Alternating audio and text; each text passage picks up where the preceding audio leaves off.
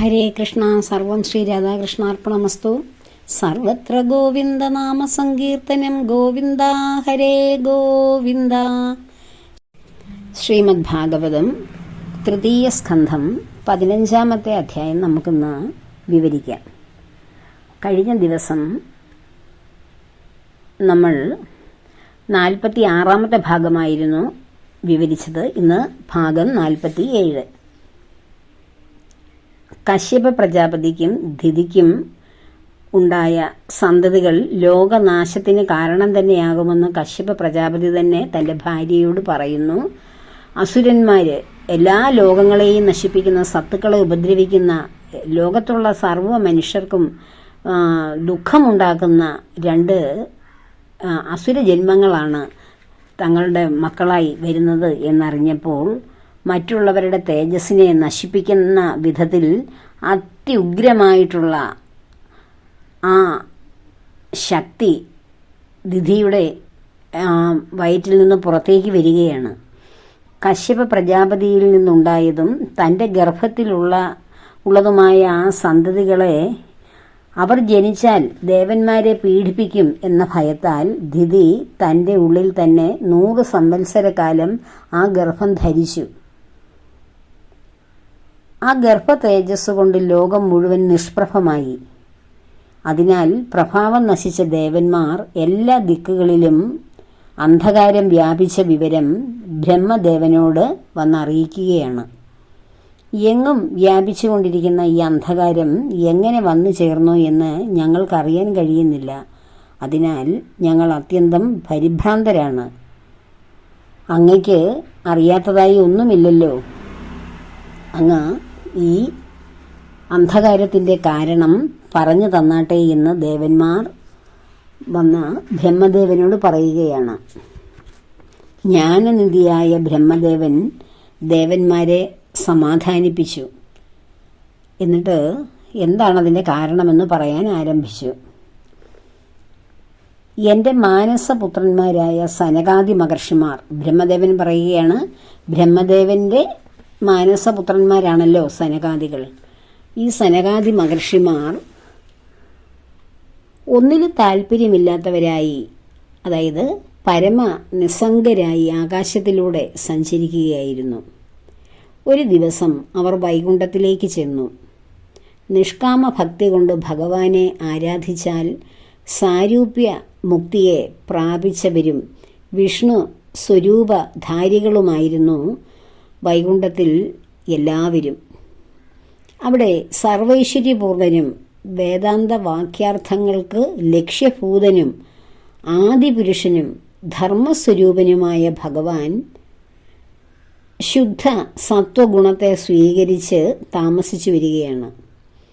ആ ലോകത്തിൽ എല്ലാവിധ ആഗ്രഹങ്ങളെയും സാധിപ്പിക്കുന്ന കൽപ്പവൃക്ഷങ്ങളാൽ ശോഭിക്കുന്ന നൈശ്രേയസം എന്ന ഒരു ഉദ്യാനമുണ്ട്. എല്ലാ ഋതുക്കളിലെ പുഷ്പങ്ങളും ഫലങ്ങളുമെല്ലാം നിറഞ്ഞവയാണ് ഉദ്യാനം. അതിലെ മരങ്ങൾ എല്ലായ്പ്പോഴും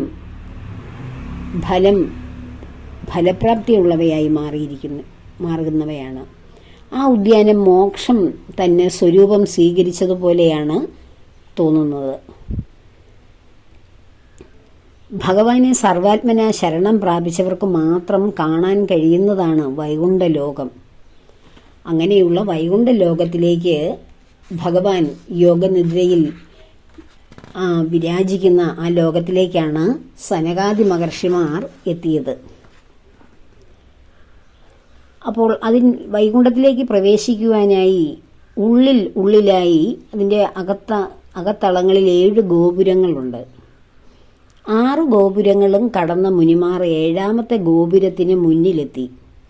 അവിടെ കാവൽക്കാരായ ഗദാധാരികളായ 2 വിഷ്ണു പാർഷദന്മാരെ കണ്ടു.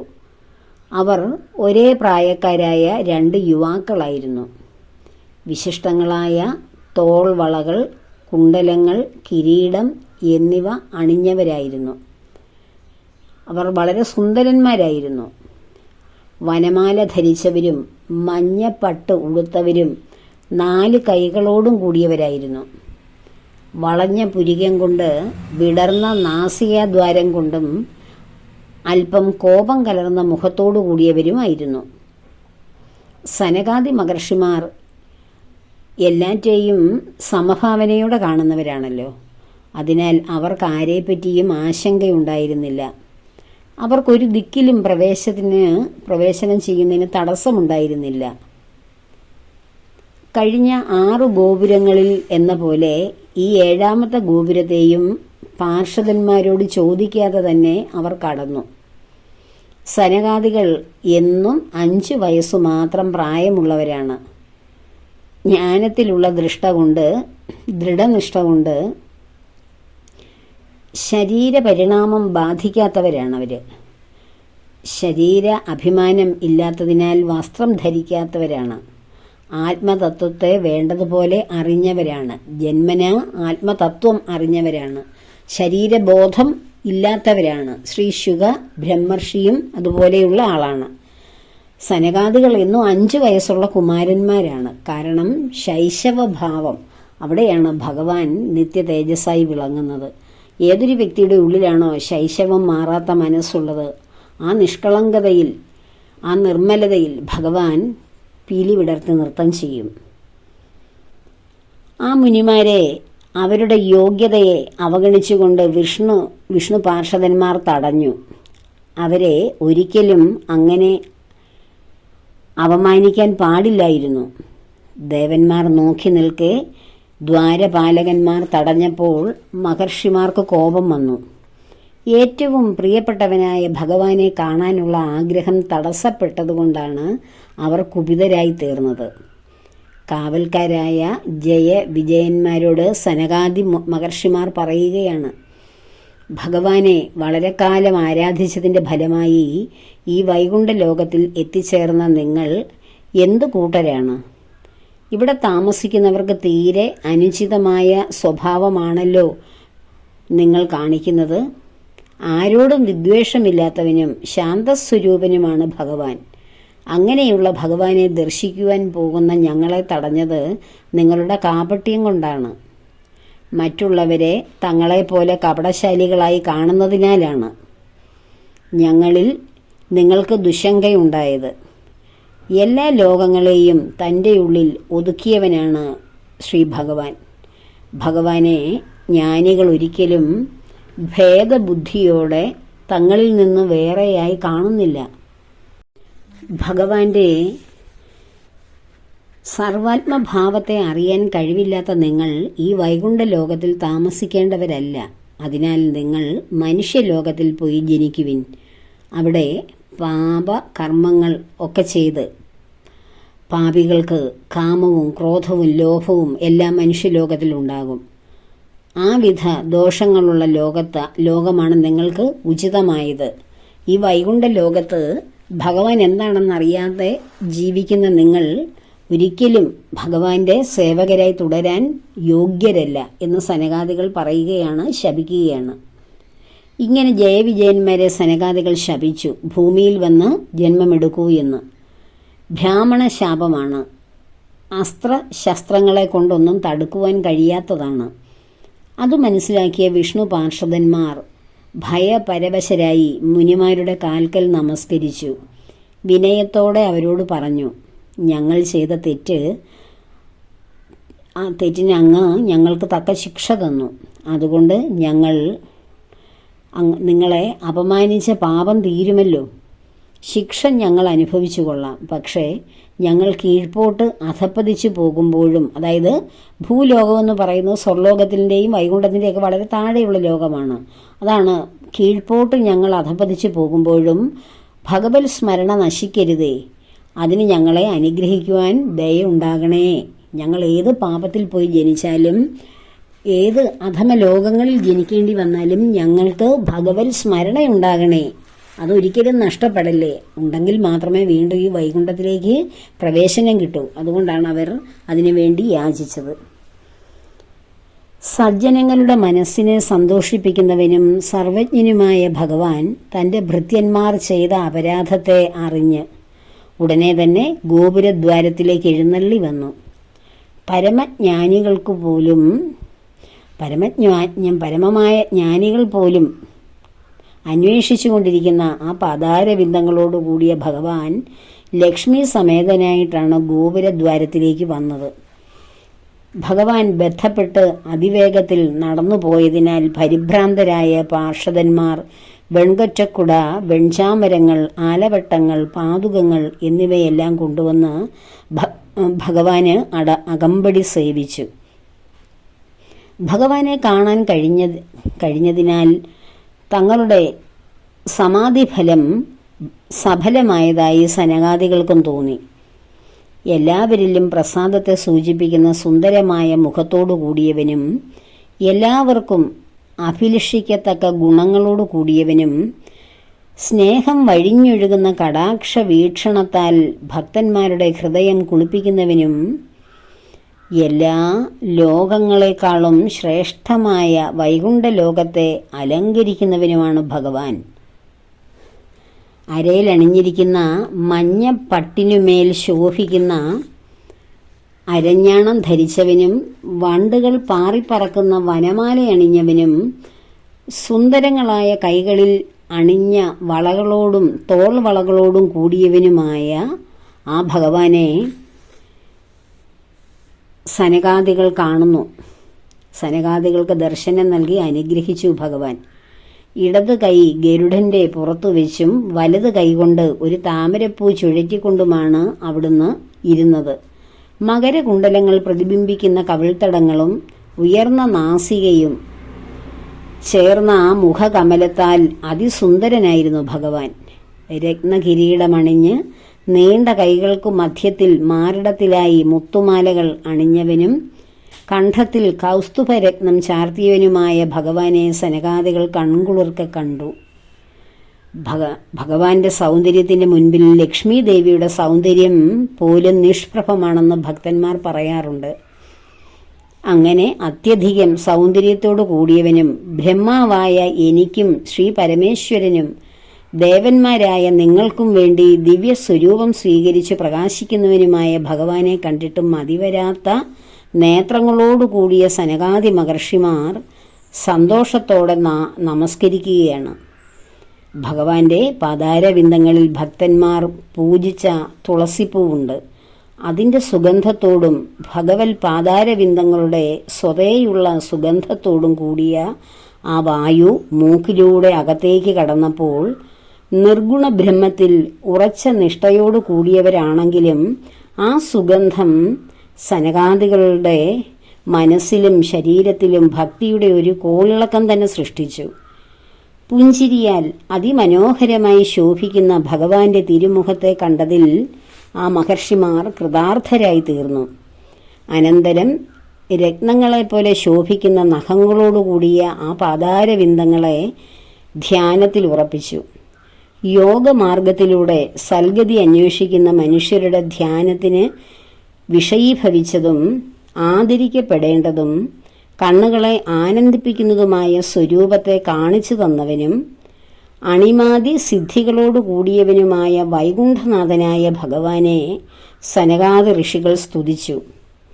എല്ലാവരുടെയും ഹൃദയത്തിൽ അന്തര്യാമിയായി വിളങ്ങുന്നവനും അവസാനമില്ലാത്ത മഹിമയോടു കൂടിയവനുമായ അല്ലയോ ഭഗവാനെ, അവിടുന്ന് ദുർബുദ്ധികൾക്ക് അറിയാൻ കഴിയാത്ത വിധത്തിൽ മറഞ്ഞിരിക്കുന്നു. അങ്ങനെയുള്ള അവിടുന്ന് ഇപ്പോൾ ഞങ്ങളുടെ കണ്ണുകൾക്ക് പ്രത്യക്ഷനായി വന്നിരിക്കുന്നു. ഞങ്ങളുടെ പിതാവായ ബ്രഹ്മദേവൻ അങ്ങയുടെ രഹസ്യ തത്വങ്ങളെ ഞങ്ങൾക്ക് ഉപദേശിച്ചു തന്നിരുന്നു. അന്നു മുതൽ ഞങ്ങളുടെ ഹൃദയത്തിൽ അവിടുന്ന് പ്രവേശിച്ചിരുന്നു.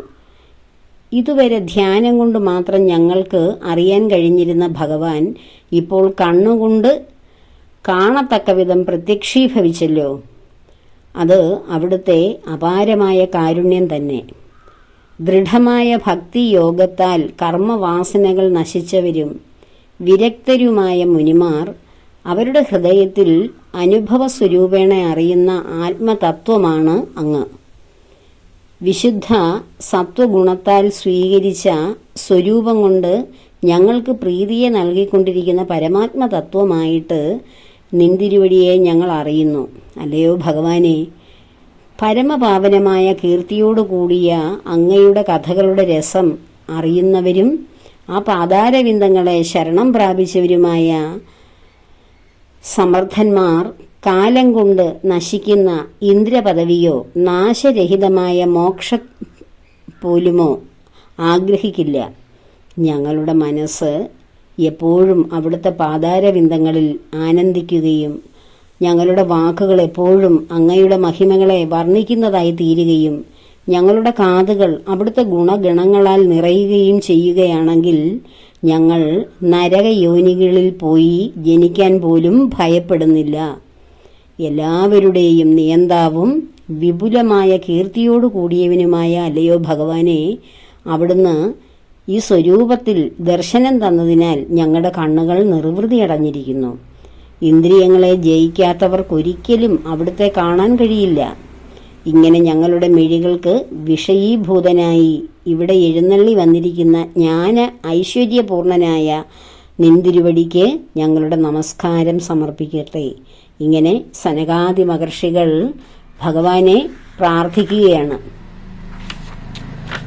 അങ്ങനെ സനകാദികളുടെ ശാപമാണ് നമ്മൾ ഇതിലൂടെ മനസ്സിലാക്കിയത്. സനകാദികൾ ഭഗവാനെ കാണുവാൻ വളരെ കാലത്തെ ആഗ്രഹത്തോടുകൂടി പ്രാർത്ഥനയോടുകൂടി വരുമ്പോൾ 6 ഗോപുരവാതിലുകളും ആരുടെയും അനുവാദമില്ലാതെ കടന്ന് 7ാമത്തെ ഗോപുരവാതിലിൽ ചെന്നപ്പോൾ ജയവിജയന്മാർ എന്ന യുവസുന്ദരന്മാരായിട്ടുള്ള വിഷ്ണു പാർഷദന്മാർ അവരെ തടയുന്നു.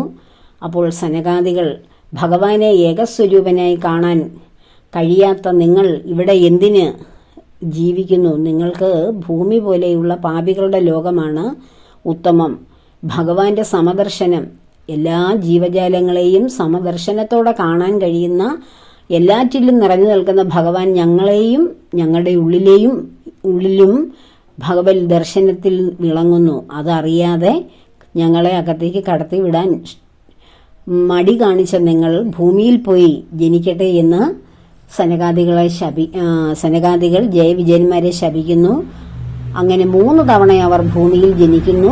അപ്പോഴും ഇവരുടെ ഈ സനകാദികളുടെ പാതാരവിന്ദങ്ങളിൽ വീണ് ജയവിജയന്മാർ കേണപേക്ഷിക്കുന്നു. ഏത് നരകലോകത്തിൽ പോയി ജനിച്ചാലും ഞങ്ങൾക്ക് ഭഗവാന്റെ ആ ഭക്തി എപ്പോഴും ഞങ്ങളുടെ ഉള്ളിൽ ഉണ്ടാവണം.